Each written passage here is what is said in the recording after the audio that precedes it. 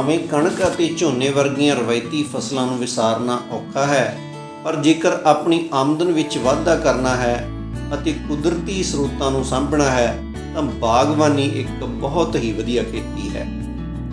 ਪੰਜਾਬ ਦੇ ਵਿੱਚ ਭਾਵੇਂ ਕਿੰਨੂ, ਨਿੰਬੂ, ਅਮਰੂਦ, ਨਾਸ਼ਪਾਤੀ, ਅੰਬ ਅਤੇ ਜਾਮਣ ਜਿਹੇ ਹਰ ਤਰ੍ਹਾਂ ਦੇ ਬਾਗਾਂ ਦੀ ਕਾਸ਼ਤ ਕਿਸਾਨ ਵੀਰ ਭਲੀ ਭਾਂਤੀ ਕਰ ਰਹੇ ਹਨ, ਪਰ ਇੱਕ ਫਲ ਜਿਸ ਦੀ ਕਾਸ਼ਤ ਪੰਜਾਬ ਦੀ ਨੀਮ ਪਹਾੜੀ ਇਲਾਕੇ ਵਿੱਚ ਬਹੁਤ ਹੀ ਸਫਲਤਾਪੂਰਵਕ ਕੀਤੀ ਜਾ ਸਕਦੀ ਹੈ, ਉਹ ਹੈ ਲੀਚੀ। ਲੀਚੀ ਦਾ ਨਾਮ ਲੈਂਦਿਆਂ ਹੀ ਮੂੰਹ ਵਿੱਚ ਪਾਣੀ ਭਰ ਜਾਂਦਾ ਹੈ, ਕਿਉਂਕਿ ਭਰ ਗਰਮੀ ਵਿੱਚ ਇਹ ਫਲ ਬਹੁਤ ਹੀ ਮਿੱਠਾ ਅਤੇ ਜ਼ਿਆਦਾ ਝਾੜ ਦੇਣ ਵਾਲਾ ਹੁੰਦਾ ਹੈ।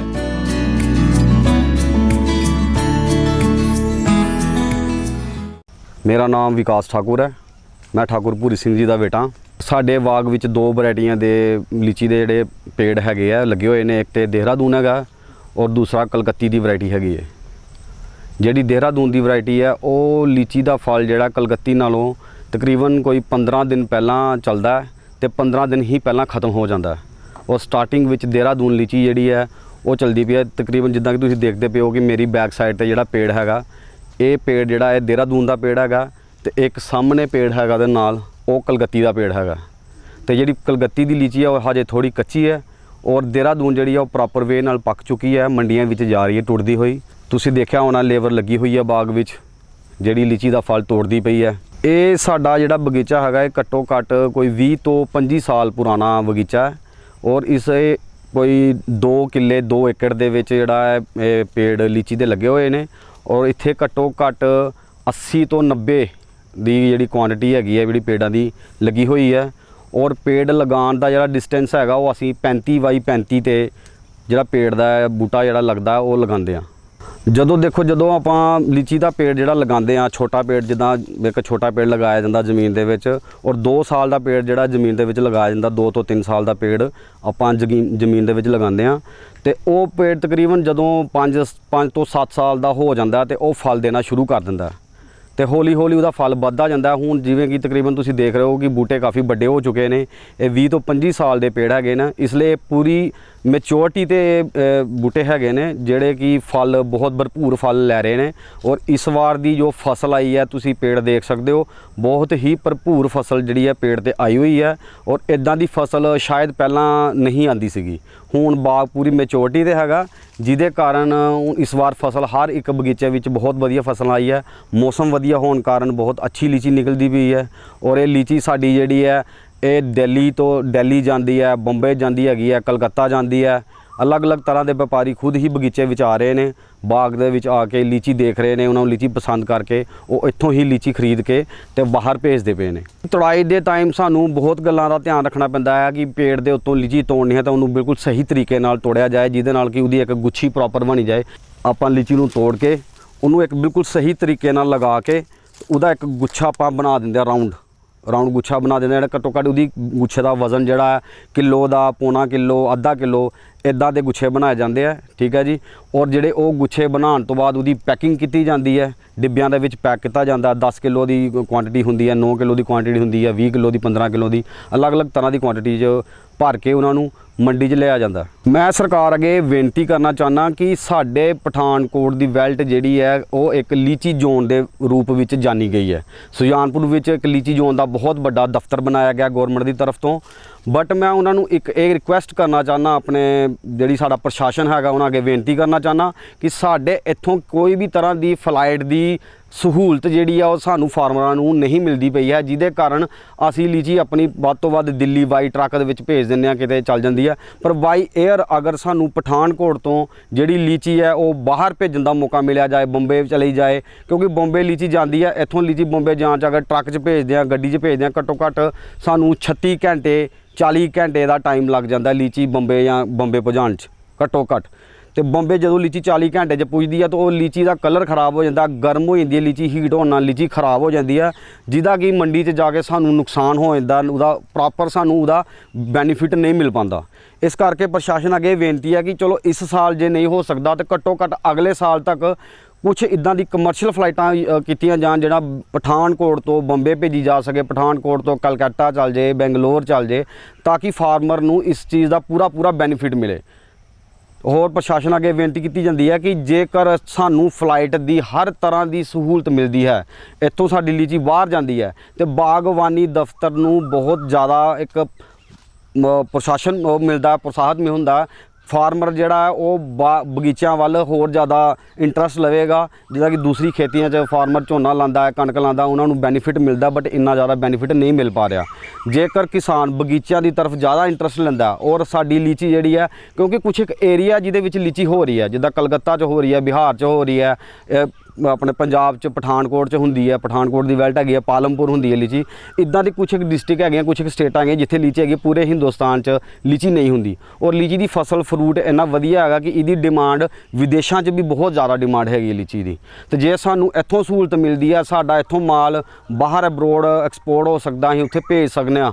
ਤੇ ਸਾਨੂੰ ਇਹਦੇ ਕਾਰਨ ਸਾਡੇ ਬਗੀਚਿਆਂ ਵਿੱਚ ਬਹੁਤ ਜ਼ਿਆਦਾ ਡਿਵੈਲਪ ਹੋਣ ਦਾ ਇੱਕ ਸਾਨੂੰ ਉਹ ਮਿਲੇਗਾ, ਮੌਕਾ ਮਿਲੇਗਾ। ਔਰ ਜਿਹੜਾ ਫਾਰਮਰ ਹੈ, ਉਹ ਫਾਰਮਰ ਆਪਣੇ ਥੋੜ੍ਹਾ ਜਿਹਾ ਝੋਨੇ ਕਣਕ ਤੋਂ ਨਿਕਲ ਕੇ ਬਾਹਰ ਬਗੀਚਿਆਂ ਵੱਲ, ਜਿਨ੍ਹਾਂ ਦੀ ਫਸਲ ਜ਼ਮੀਨ ਵਧੀਆ ਹੈਗੀ ਹੈ, ਜਿੱਥੇ ਬਗੀਚੇ ਲੱਗ ਸਕਦੇ ਆ, ਉਹ ਜ਼ਰੂਰ ਆਪਣੇ ਲੀਚੀ ਦੇ ਬਾਗ ਲਾਉਣਗੇ, ਜਿਹਦੇ ਨਾਲ ਉਹ ਫਰੂਟ ਦੀ ਪੈਦਾਵਾਰ ਬਹੁਤ ਜ਼ਿਆਦਾ ਵਧੇਗੀ ਔਰ ਵਿਦੇਸ਼ਾਂ ਵਿੱਚ ਵੀ ਇਹਨੂੰ ਭੇਜਿਆ ਜਾ ਸਕਦਾ ਹੈ। ਮੈਂ ਵਿਸ਼ਾਲ ਸਿੰਘ, ਮੇਰੇ ਫਾਦਰ ਸਾਹਿਬ ਦਾ ਨਾਮ ਹੈਗਾ ਠਾਕੁਰ ਭੂਰੀ ਸਿੰਘ। ਟੋਟਲ ਜਿਹੜੇ ਲੀਚੀ ਆਪਾਂ ਗਰੋਅਰ ਹੈਗੇ, ਸਾਡੇ ਕੋਲ ਕੋਈ 6 ਏਕੜ ਬਗੀਚਾ ਹੈਗਾ, ਠੀਕ ਹੈ ਜੀ। ਔਰ ਕਰੀਬ ਇਹ ਬਗੀਚਾ ਕੋਈ 20 ਤੋਂ 25 ਸਾਲ ਦਾ ਹੋ ਗਿਆ ਹੈ। ਔਰ ਇਸ ਟਾਈਮ ਜਿਹੜਾ ਇਸ ਵਾਰ ਜਿਹੜੀ ਇਹਦੀ ਕਰੋਪ ਹੈਗੀ, ਬੰਪਰ ਕਰੋਪ ਹੈਗੀ ਜੀ ਇਸ ਵਾਰ ਤਾਂ। ਤੇ ਆਪਣਾ ਬਾਕੀ ਜੇ ਤੁਸੀਂ ਗੱਲ ਕਰੋ ਝੋਨੇ ਦੀ ਗੱਲ ਕਰੋ, ਬਾਕੀ ਕਣਕ ਦੀ ਗੱਲ ਕਰੋ, ਕੋਈ 6 ਏਕੜ ਦੇ ਵਿੱਚੋਂ ਮੈਨੂੰ ਨਹੀਂ ਲੱਗਦਾ ਕਿ ਸਾਰਾ ਖਰਚਾ ਕੱਢ ਕੇ ਕੋਈ ਤੁਹਾਡੇ ਕੋਲੋਂ ਕੋਈ 2-3 ਲੱਖ ਵੀ ਬਚਦਾ।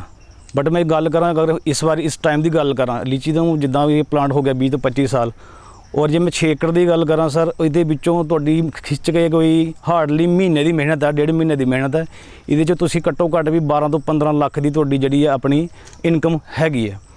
ਜਦੋਂ ਕਿ ਇਹ ਚੀਜ਼ ਜਿਹੜੀ ਹੈਗੀ ਹੈ ਕਣਕ ਜਾਂ ਅਦਰਵਾਈਜ਼ ਜਿਹੜੀ ਤੁਸੀਂ ਦੂਜੀਆਂ ਫਸਲਾਂ ਲਾਉਂਦੇ, ਉਹਦੇ 'ਚ ਪੋਸੀਬਲ ਹੀ ਨਹੀਂ ਹੈਗੀ।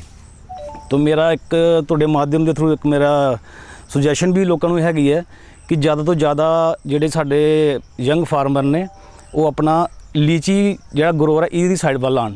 ਕਿਉਂਕਿ ਇਹਦੇ ਵਿੱਚ ਦੇਖੋ ਇਨੀਸ਼ੀਅਲੀ ਜਿਹੜੇ 5 ਸਾਲ ਹੈਗੇ, ਜਦੋਂ ਆਪਾਂ ਪਲਾਂਟੇਸ਼ਨ ਕਰੀਦੀ ਹੈ, ਉਹਦੇ ਥੋੜ੍ਹੀ ਰੱਖ ਰਖਾਵ ਮਿਹਨਤ ਹੈਗੀ ਹੈ। ਜਿਵੇਂ ਕਿ ਜਿੱਦਾਂ ਵਿੱਚ ਤੁਸੀਂ ਆਪਣਾ ਝੋਨਾ ਨਹੀਂ ਲਾਉਣਾ, ਕਣਕ ਨਹੀਂ ਲਾਉਣੀ, ਜੇ ਲਾਉਣੀ ਹੈ ਤਾਂ ਉਹਨੂੰ ਹਰਾ ਬੜਾਓ, ਤਾਂ ਕਿ ਤੁਹਾਡਾ ਜਿਹੜਾ ਪੇੜ ਹੈ ਜਿਹੜਾ ਉਹ ਮਰੇ ਨਾ, ਉਹ ਸੁੱਕੇ ਨਾ, ਠੀਕ ਹੈ ਜੀ। ਔਰ 5 ਸਾਲ ਦੇ ਬਾਅਦ ਕਰੀਬ ਇਹ ਤੁਹਾਡਾ ਫਸਲ ਦੇਣਾ ਸ਼ੁਰੂ ਕਰ ਦਿੰਦਾ। ਔਰ ਜਿਹੜੀ ਫਸਲ ਹਰ ਸਾਲ ਦੀ ਫਸਲ ਵੱਧਦੀ ਰਹਿੰਦੀ ਹੈ ਜੀ। ਔਰ ਸਾਡੇ ਬੈਲਟ 'ਚ ਡਿਸਟ੍ਰਿਕਟ ਪਠਾਨਕੋਟ ਸੁਜਾਨਪੁਰ ਹਲਕੇ ਵਿੱਚ ਜਿਹੜੀ ਹੈਗੀ ਆ, ਜਿਹੜੀ ਲੀਚੀ ਦੀ ਗਰੋ ਆਪਣੀ ਹੈਗੀ ਹੈ ਪਲਾਂਟ ਅੱਗੇ ਬਹੁਤ ਜ਼ਿਆਦਾ ਹੈਗੇ, ਕਰੀਬ ਪੰਜਾਬ ਦੇ ਕਿਤੇ ਹੋਰ ਸਾਈਡ ਤੋਂ ਇਲਾਵਾ। ਔਰ ਸਾਡੇ ਕੋਲ ਜਿਹੜੇ 6 ਏਕੜ ਦਾ ਬਗੀਚਾ ਜੀ, ਇਹਦੇ ਵਿੱਚ ਸਾਡੇ ਕੋਲ 2 ਵੈਰਾਈਟੀਆਂ, ਇੱਕ ਹੈਗੀ ਦੇਹਰਾਦੂਨ, ਇੱਕ ਹੈਗੀ ਕਲਕੱਤੀ। ਜਿਹੜੀ ਦੇਹਰਾਦੂਨ ਹੈ ਇਹ ਕੋਈ 10-15 ਦਿਨ ਪਹਿਲੇ ਚੱਲਦੀ ਹੈ, ਔਰ ਜਿਹੜੀ ਹੈ ਪਹਿਲੇ ਹੀ ਖਤਮ ਹੋ ਜਾਂਦੀ ਹੈ। ਔਰ ਜਿਹੜੀ ਆਪਣੀ ਕਲਕੱਤੀ ਹੈਗੀ ਇਹ ਥੋੜ੍ਹੀ ਲਾਸਟ ਚੱਲਦੀ ਹੈ। ਇਹਨਾਂ ਵਿੱਚ ਦੋਨਾਂ ਵਿੱਚ ਰੇਟ ਵੇਰੀਏਸ਼ਨ ਵੀ ਹੁੰਦਾ ਹੈਗਾ, ਕਿਉਂਕਿ ਜਦੋਂ ਕਲਕੱਤੀ ਚੱਲਦੀ ਹੈ, ਜਿਹੜੀ ਦੇਹਰਾਦੂਨ ਹੈ ਕਰੀਬ ਖਤਮ ਹੋ ਜਾਂਦੀ ਹੈ, ਔਰ ਉਹਦੇ ਵਿੱਚ ਬਾਅਦ ਵਿੱਚ ਇਹਦਾ ਰੇਟ ਵੀ ਤੁਹਾਨੂੰ ਵੱਧ ਮਿਲਦਾ। ਔਰ ਇਹਦਾ ਜਿਹੜਾ ਦੇਹਰਾਦੂਨ ਦਾ ਜਿਹੜਾ ਫਰੂਟ ਦਾ ਤੁਸੀਂ ਟਾਈਮ ਮੈਨੂੰ ਦੱਸਾਂ ਤੁਹਾਨੂੰ ਕਿ ਇਹਦੇ 'ਚ ਜਿਹੜਾ ਇੱਕ ਗਰੋਥ ਦੀ ਹੈਗੀ ਆ, ਉਹ ਆਪਣਾ ਜਦੋਂ ਨੂੰ ਫਰੂਟ ਪੈਂਦਾ, ਇਹਦਾ ਇੱਕ ਸਟੈਂਡਰਡ ਰਹਿੰਦਾ, ਮਤਲਬ ਕਿ ਹਰ ਸਾਲ ਕਰੀਬ ਫਲ ਪੈਂਦਾ ਹੀ ਪੈਂਦਾ। ਜਦੋਂ ਕਿ ਕਲਕੱਤੀ ਦੇ ਵਿੱਚ ਥੋੜ੍ਹੀ ਜਿਹੀ ਇਹਦੀ ਵੇਰੀਏਸ਼ਨ ਹੋ ਜਾਂਦੀ ਹੈ, ਕਈ ਵਾਰ ਇੱਕ ਸਾਲ ਹੋ ਸਕਦਾ ਘੱਟ ਹੋਏ, ਉਹ ਦੂਸਰੇ ਸਾਲ ਬੰਪਰ ਕਰੋਪ ਹੋਏ।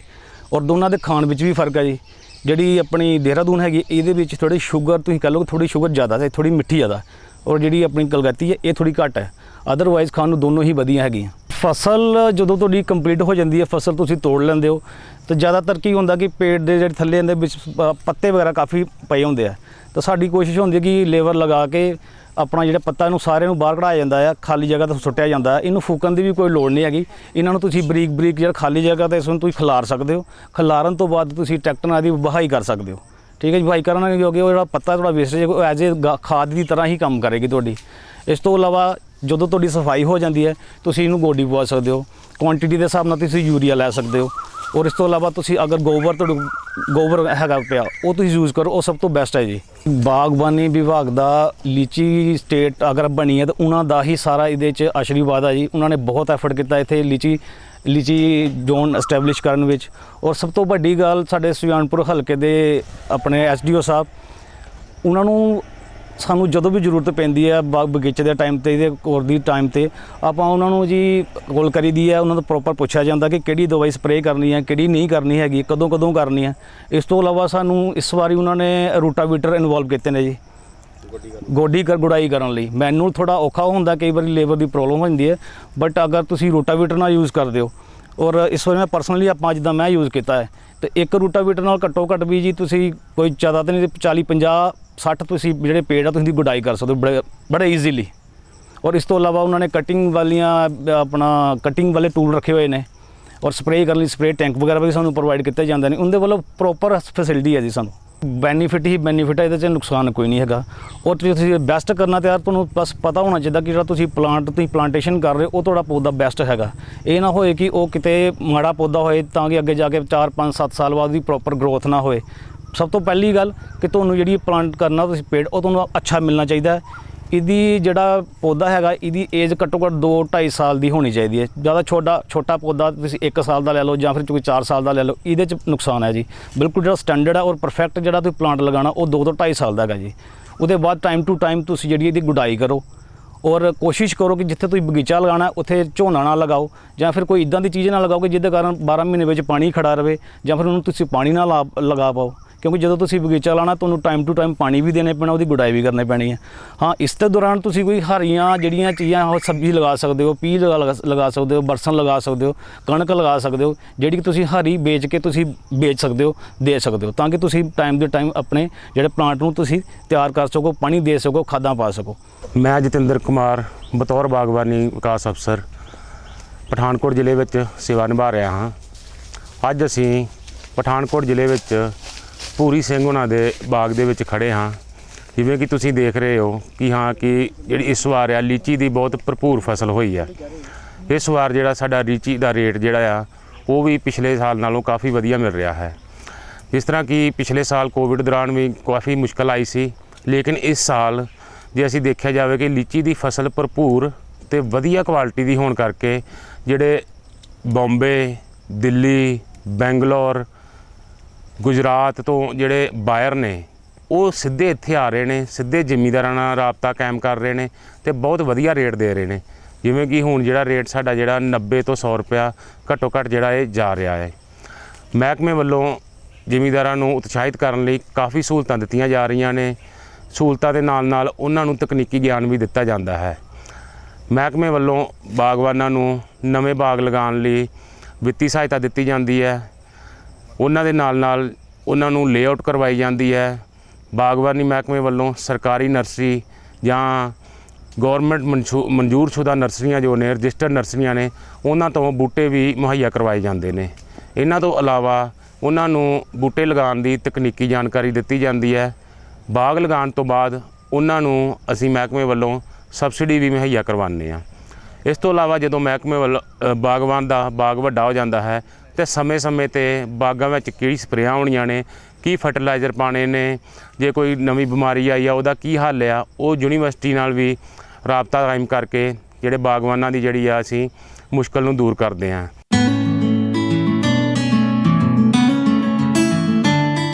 ਨੀਮ ਪਹਾੜੀ ਇਲਾਕਾ ਇਸ ਦੀ ਕਾਸ਼ਤ ਲਈ ਬਹੁਤ ਹੀ ਢੁਕਵਾਂ ਹੈ। ਲੀਚੀ ਦੀ ਬਾਹਰਲੇ ਦੇਸ਼ਾਂ ਵਿੱਚ ਮੰਗ ਦੀਆਂ ਸੰਭਾਵਨਾਵਾਂ ਦੇ ਕਾਰਨ ਪੰਜਾਬ ਵਿੱਚ ਇਸ ਦੀ ਕਾਸ਼ਤ ਦਾ ਭਵਿੱਖ ਬਹੁਤ ਹੀ ਸੁਨਹਿਰੀ ਹੈ। ਬਹੁਤੀ ਖੇਚਲ ਤੋਂ ਬਿਨਾਂ ਹੀ ਲੀਚੀ ਦੀ ਕਾਸ਼ਤ ਪੰਜਾਬ ਦੇ ਵਿੱਚ ਕੀਤੀ ਜਾ ਸਕਦੀ ਹੈ। ਪੰਜਾਬ ਖੇਤੀਬਾੜੀ ਯੂਨੀਵਰਸਿਟੀ ਲੁਧਿਆਣਾ ਨੇ 3 ਕਿਸਮਾਂ ਦੇ ਬੂਟੇ ਪੰਜਾਬ ਨੂੰ ਦਿੱਤੇ ਹਨ, ਜਿਨ੍ਹਾਂ ਦੀ ਕਾਸ਼ਤ ਪੰਜਾਬ ਵਿੱਚ ਹੋ ਰਹੀ ਹੈ। ਲੀਚੀ ਦਾ ਫਲ ਗੁੱਛਿਆਂ ਵਿੱਚ ਲੱਗਦਾ ਹੈ। ਸਾਰੇ ਦਾ ਸਾਰਾ ਫਲ ਇੱਕੋ ਸਮੇਂ ਨਾ ਪੱਕਣ ਕਰਕੇ ਮੰਡੀ ਘਰੀ ਲਈ ਵੀ ਕਾਫੀ ਸਹਾਈ ਹੁੰਦਾ ਹੈ। ਨੇੜੇ ਦੀਆਂ ਮੰਡੀਆਂ ਵਿੱਚ ਭੇਜਣ ਲਈ ਇਸ ਫਲ ਨੂੰ ਹਵਾਦਾਰ ਟੋਕਰੀਆਂ ਵਿੱਚ ਬੰਦ ਕਰਕੇ ਭੇਜਿਆ ਜਾਂਦਾ ਹੈ ਅਤੇ ਦੂਰ ਦੀਆਂ ਮੰਡੀਆਂ ਲਈ ਗੱਤੇ ਦੇ ਡੱਬਿਆਂ ਨੂੰ ਤਰਜੀਹ ਦੇਣੀ ਬਣਦੀ ਹੈ। ਇਸ ਦੀ ਪੈਕਿੰਗ 2 ਕਿਲੋ, 4 ਕਿਲੋ, 8 ਤੋਂ 10 ਕਿਲੋ ਵਿੱਚ ਉਸੇ ਆਕਾਰ ਦੇ ਗੱਤੇ ਦੇ ਡੱਬਿਆਂ ਵਿੱਚ ਕੀਤੀ ਜਾ ਸਕਦੀ ਹੈ।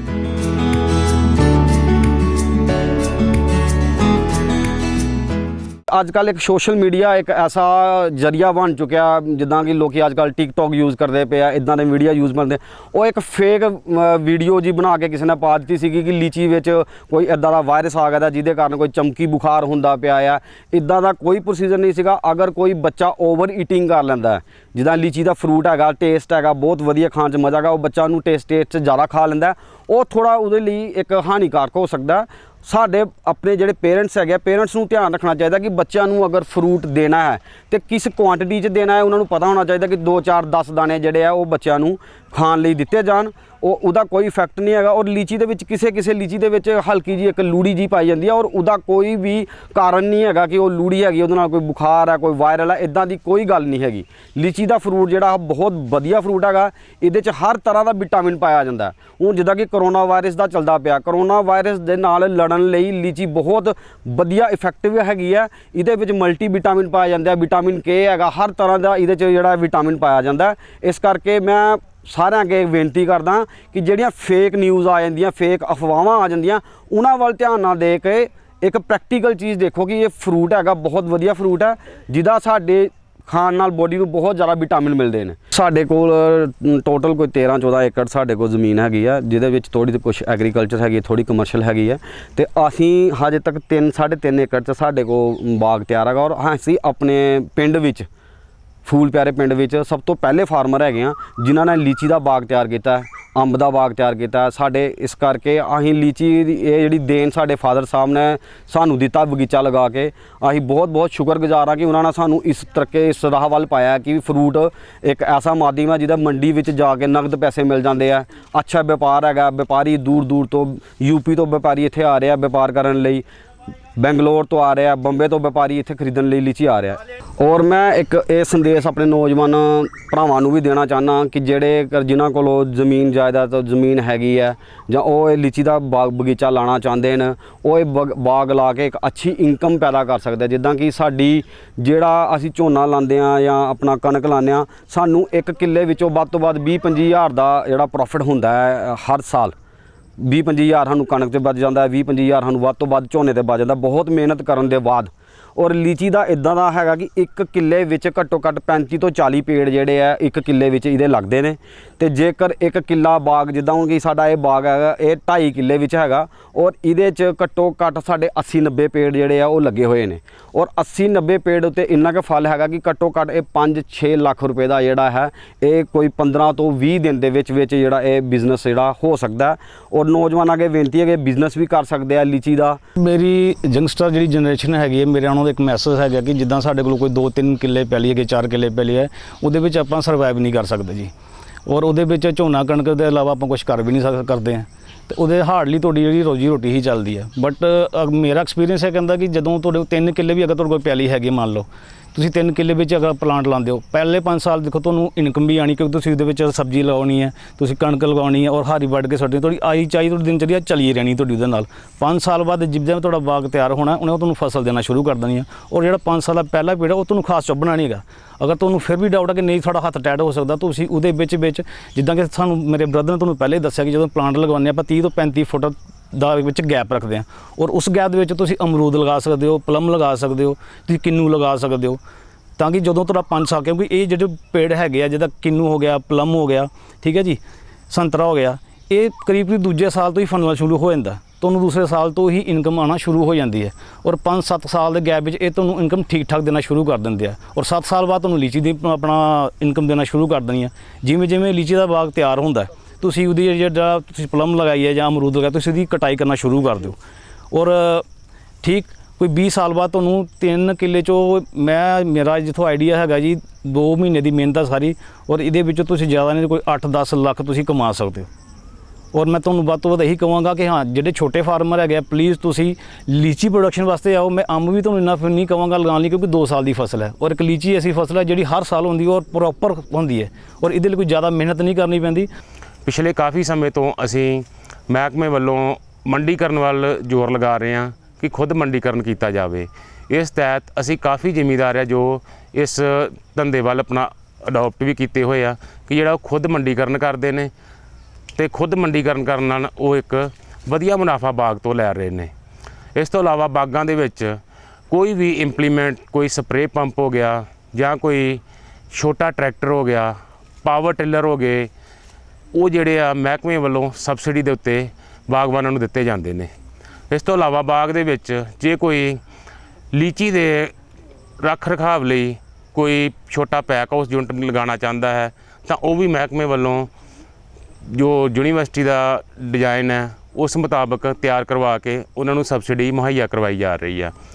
ਹੋਰ ਕਿਸੇ ਵੀ ਤਰ੍ਹਾਂ ਦੀ ਕੋਈ ਵੀ ਜ਼ਿਮੀਂਦਾਰਾਂ ਨੂੰ ਮੁਸ਼ਕਲ ਆਉਂਦੀ ਆ, ਕੋਈ ਮੰਡੀਕਰਨ ਦੀ ਮੁਸ਼ਕਲ ਆਉਂਦੀ ਆ ਜਾਂ ਕੋਈ ਬਾਗ ਦੇ ਵਿੱਚ ਕੋਈ ਇਹੋ ਜਿਹੀ ਪ੍ਰੋਬਲਮ ਆਉਂਦੀ ਆ, ਜਿਵੇਂ ਕਿ ਕੋਵਿਡ ਦੌਰਾਨ ਦੇਖਿਆ ਗਿਆ ਸੀ, ਮਹਿਕਮਾ ਬਾਗਬਾਨਾਂ ਦੇ ਨਾਲ ਮੋਢੇ ਜੋੜ ਕੇ ਖੜਾ ਹੁੰਦਾ ਹੈ ਤੇ ਉਹਨਾਂ ਨੂੰ ਇਹੋ ਜਿਹੀ ਕੋਈ ਮੁਸ਼ਕਲ ਨਹੀਂ ਆਉਣ ਦਿੱਤੀ ਜਾਂਦੀ।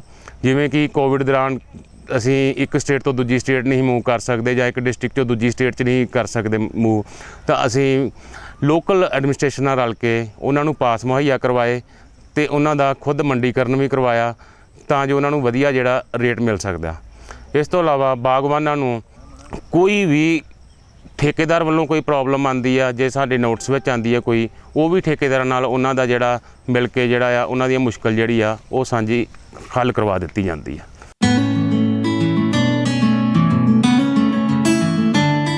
ਇਹ ਫਲ ਵਿਟਾਮਿਨ ਸੀ, ਵਿਟਾਮਿਨ B6 ਨਾਲ ਬਹੁਤ ਹੀ ਭਰਪੂਰ ਹੁੰਦਾ ਹੈ ਅਤੇ ਇਸ ਵਿੱਚ copper, potassium, phosphorus, manganese, magnesium ਅਤੇ ਰੇਸ਼ੇ ਦੀ ਮਾਤਰਾ ਕਾਫੀ ਹੋਣ ਕਰਕੇ ਮਨੁੱਖੀ ਸਰੀਰ ਲਈ ਵੀ ਬਹੁਤ ਫਾਇਦੇਮੰਦ ਹੁੰਦਾ ਹੈ। ਪੰਜਾਬ ਦੇ ਬਹੁਤ ਸਾਰੇ ਛੋਟੇ ਕਿਸਾਨ ਅਤੇ ਸੀਮਾਂਤ ਕਿਸਾਨ ਹਨ ਜਿਨ੍ਹਾਂ ਕੋਲ ਬਹੁਤੀ ਜ਼ਮੀਨ ਨਹੀਂ ਅਤੇ ਉਸੇ ਜ਼ਮੀਨ ਵਿੱਚ ਰਵਾਇਤੀ ਫਸਲਾਂ ਲਗਾ ਕੇ ਉਹ ਆਪਣਾ ਗੁਜ਼ਾਰਾ ਕਰ ਤਾਂ ਰਹੇ ਹਨ, ਪਰ ਉਹ ਆਪਣੇ ਕੁਦਰਤੀ ਸਰੋਤਾਂ ਨੂੰ ਵੀ ਗੰਧਲਾ ਕਰ ਰਹੇ ਹਨ। ਇਸ ਲਈ ਆਓ ਸਾਡੇ ਵਾਤਾਵਰਨ, ਹਵਾ, ਪਾਣੀ ਅਤੇ ਮਿੱਟੀ ਨੂੰ ਬਚਾਉਣ ਦੇ ਉਪਰਾਲੇ ਕਰੀਏ, ਤੱਤਾਂ ਨਾਲ ਭਰਪੂਰ ਇਸ ਫਲ ਦੀ ਕਾਸ਼ਤ ਵੱਲ ਕਦਮ ਵਧਾਈਏ ਅਤੇ ਚੋਖਾ ਮੁਨਾਫਾ ਕਮਾਈਏ।